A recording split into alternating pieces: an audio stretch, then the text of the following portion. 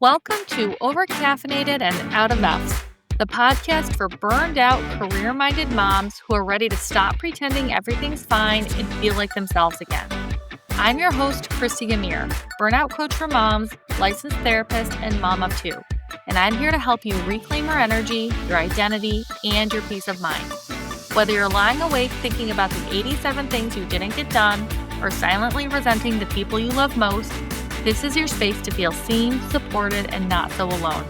So grab your coffee, hot, cold, or day old, and let's get into it.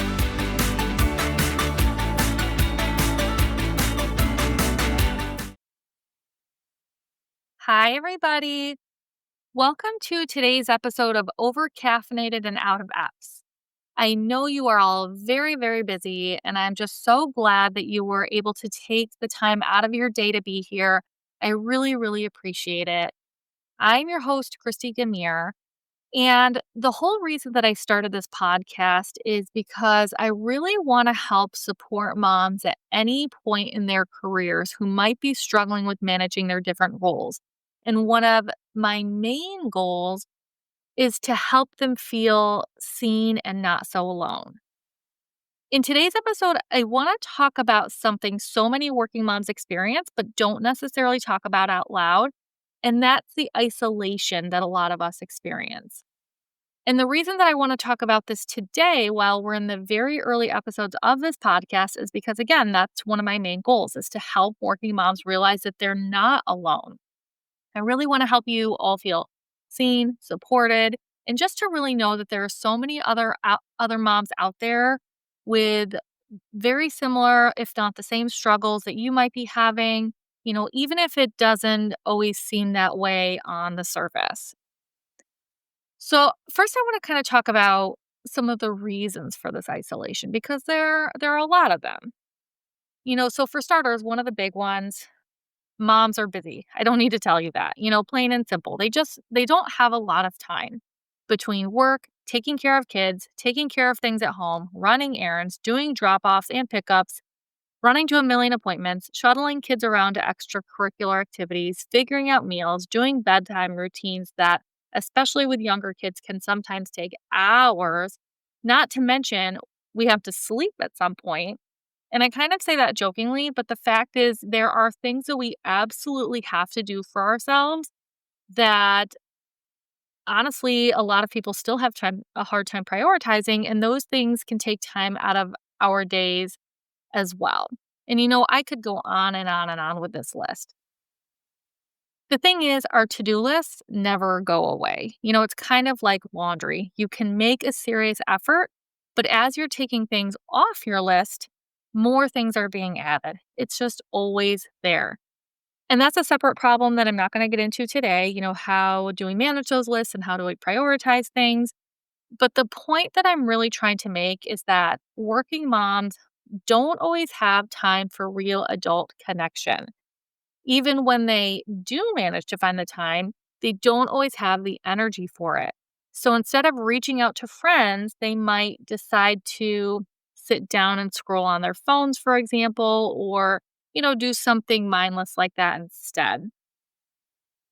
Now, I know we all love our friends, right? So me personally, I love my friends, and I'm sure you all do too.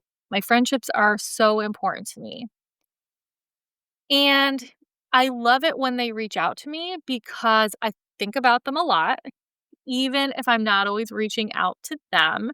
So when they send me a simple text message, it's a reminder that I'm also important to them and that they're thinking about me too. And I very much appreciate that and I love that. But honestly, sometimes I see a text coming in and I'm not always the best at responding. A lot of times, especially if I'm in the middle of something, which very often I am, I might make a mental note and tell myself that I'll get back to it later and then, I'll respond later and then time sort of gets away from me. Sometimes I forget. And as much as I want to talk to and connect with them, when I'm running around and I have a long list of things to do, sometimes that seemingly simple task of returning a text message gets added to that to-do list that I'm always working on getting through. And I know a lot of other moms feel similarly. And the thing is, the mental load that so many of us deal with is pretty overwhelming. And so even conversations with close friends, even remembering to send those text messages, things like that, those things can sometimes be hard to manage. And that's just responding to text messages. Friendships require attention, but most moms are in survival mode. And so as a result, they don't always answer text messages. They don't always make or follow through with plans. And so as a result, sometimes those relationships start to distance without anybody really realizing it or meaning for it to happen. Another reason that so many working moms experience isolation and why they might start noticing their friendships drifting is because our friends are busy too. Or maybe we are at different stages of our lives than them. Maybe your best friends from high school or college, maybe they have older kids or younger kids. And so their day to days look completely different and they're busy in an entirely different way than you. Maybe they don't have kids and are spending time traveling or doing other things like that.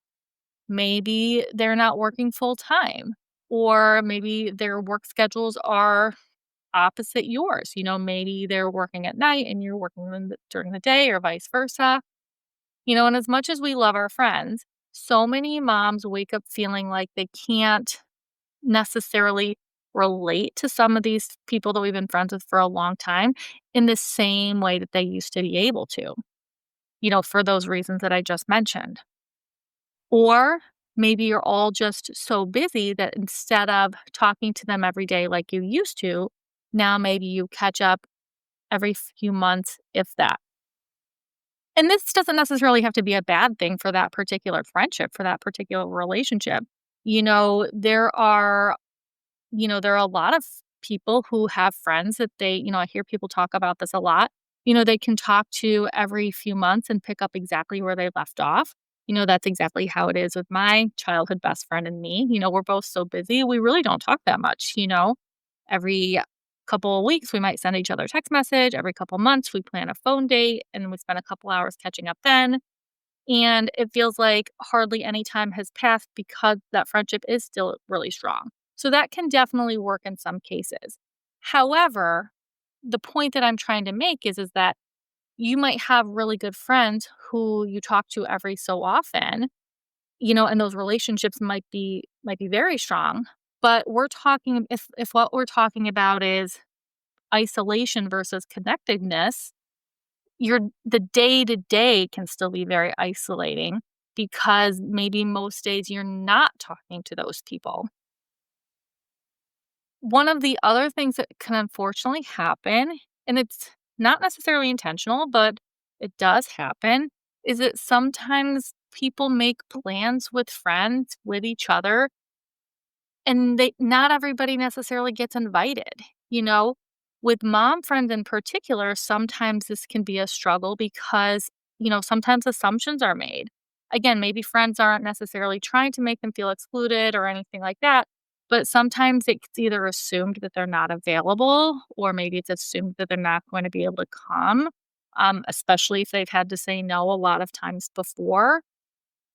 Or, and this isn't always the case, but sometimes it's the case, we have different kinds of outings that may or may not include kids. And if something is being planned where maybe it's not an activity where kids are going to be, you know, as welcome or have as much fun or whatever it might be, um, that might be another reason why people may or may not be asked to come along. And the thing is after these things happen, then pictures get posted, social media, and it can leave a lot of moms feeling badly and again contribute to this feeling of isolation. On the other hand, there might be times when you are invited to things, but again, maybe you aren't able to relate in the same way that you used to be able to. Maybe you don't necessarily have things in common the way that you used to be able to talk about. Maybe your friends want to talk about their dating lives or their jobs or all the things that they're doing with their free time. Or maybe, again, their kids are older or younger and they're just in a different stage. And so the way they're talking about those things can be different. And maybe you just can't relate because, at least for now, your job is all about, your kids and the stage of life that they're at.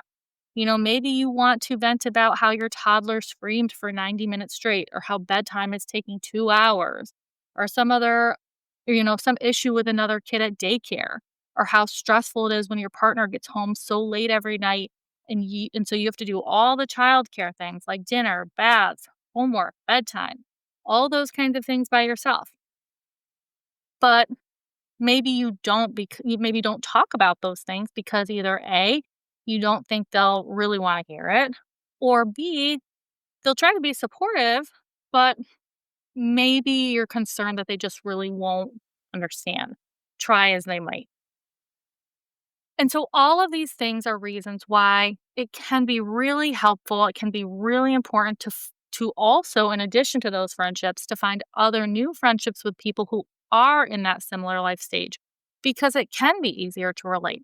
Unfortunately, though, initiating and maintaining new friendships can be easier said than done because, again, they require time, they require attention, and they require energy, and just things that a lot of working moms maybe are feeling a bit short on. So, I was talking a minute ago about how maybe moms might not talk about certain things with friends if they're concerned that, you know, people won't understand. So, I kind of want to come back to this idea that maybe certain people, or this idea that nobody really quote unquote gets it. This can be another reason why moms feel so isolated. Again, this idea that nobody really gets it. And part of that can also be because society often downplays the struggles. There's this kind of toxic positivity that makes moms feel like they're the only ones that are struggling, and that maybe they shouldn't be. Moms are expected to just kind of figure things out, enjoy every moment, be grateful, never complain. And then there are the comparisons. Even when other moms seem to also be struggling, a lot of times the assumption might be that they're handling it better, they're struggling less. And that can make a lot of moms question themselves and their own experience. And it can also make it really hard for them to be vulnerable. Not only can it be hard to admit out loud to yourself when you feel like you're not doing a good enough job, but a lot of moms also worry about being judged if they're honest about how hard things really are. And then one final reason why so many working moms feel so isolated is because not everybody has family or other outside support to help. A lot of people don't necessarily live local to their family. They say that it takes a village to raise a child, but not everybody necessarily feels like they have that. You know, Again, for a number of reasons. Maybe they live really far away, or maybe they are not able to help because of poor health or other reasons like that. Maybe they're not willing to help, you know? Or maybe they are willing to help, but they're not necessarily the kind of help that people are wanting. I know a lot of people struggle with accepting help from family members if they don't feel like their own roles and decisions as parents are being respected. Sometimes there can be, not all the time, obviously, but in some situations, there can be this sense of, I'm a grandparent. I've raised kids before. I don't need you to tell me how to do things. That's just an example. But the point is that sometimes parents can find themselves in situations where they have an idea of how they want certain things done. And the people who are offering to help don't always listen to or respect those things. And so it can make it harder for parents to reach out and lean on those people. Um, as if because they do want their wishes around parenting to be respected. So it can get complicated. Every family is different, but the point is, it's not everybody has a village in the traditional sense. And that can also make things feel even more isolating. And unfortunately, isolation takes a toll. There can be an emotional toll. Over time, moms might start to experience more anxiety or depressive symptoms. There can be a loss of identity where moms might start to forget who they are beyond those roles. There can be a toll on relationships. There can be resentment towards our partners when we feel like we're not getting enough support from them or if they feel like they're not being seen or taken for granted, it can be harder to stay patient at times. And so a lot of moms might start to notice more irritability towards their kids or spouse. They might start to feel more disconnected at home. There are just so many ways that moms can be negatively affected by isolation. Not to mention, it just feels lonely.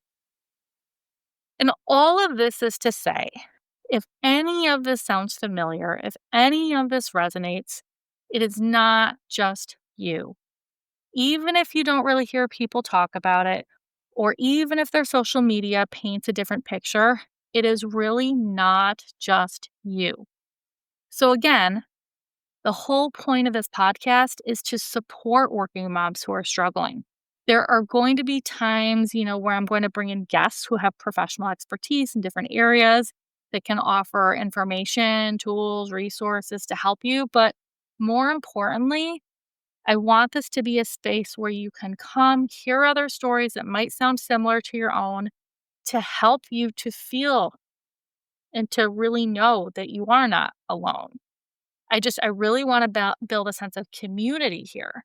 So if you know of any other stressed out moms at any point in their career journeys who might be struggling, please, please let them know about this podcast so they can hopefully come and feel supported too. You can also visit my website, ChristiGamierCoaching.com, or join my free Facebook group, Thrive as a Career-Minded Mom, if you are interested in learning about other ways that I can help support you too. All the things that I've done, all the things that I've been working on, all of those things can be at my website. Final thing that I want to say today is I am here for you. I'm always here for you. You can reach out to me. You are not alone.